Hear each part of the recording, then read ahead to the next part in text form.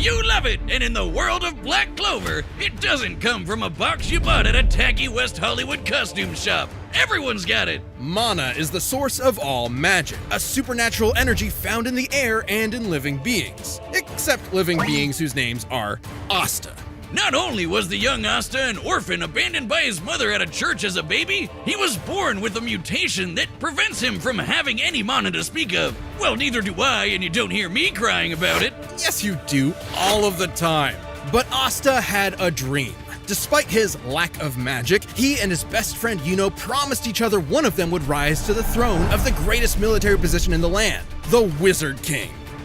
Wizard King? Really, guys? Sometimes they call it Magic Emperor, but we all know what they mean. So he dedicated himself to getting swole as all hell. In a world of nerds, he would be its lone jock god, shoving every last wizard into a locker until they crowned him king. But huge, frightening pectorals on a tiny, screaming goblin child weren't enough on its own. He needed something powerful enough to shut down his opponent's magic. He needed the 5-leaf clover grimoire. Essentially a book of spells, a grimoire will choose its user and float beside their wielder at all times. And Asta was lucky enough to receive the Uno reverse card of grimoires. The 5-leaf clover can harness the power of anti-magic, which will literally nullify the effects of other magic spells. Almost like wizard kryptonite. Let the locker stuffing commence! Haha, get nerds! It wasn't long before Asta was accepted into one of the 9 squads of Clover Kingdom's Magic Knights, the Black Bulls, filled with lazy drunkards, antisocial otakus, and literal sociopaths. My kind of people!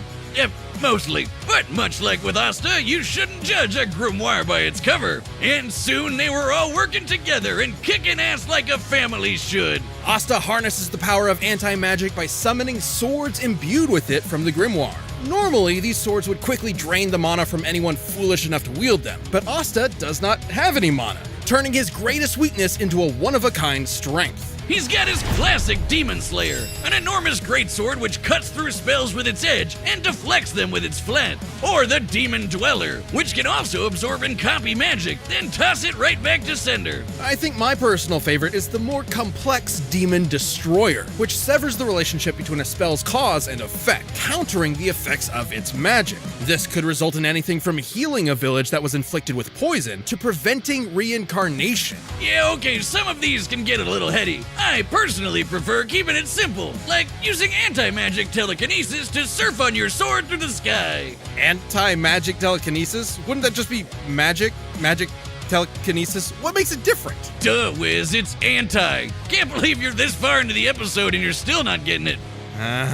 Well, while Boomstick explains this anti-logic to me, come back next week for our full episode, Deku vs. Asta.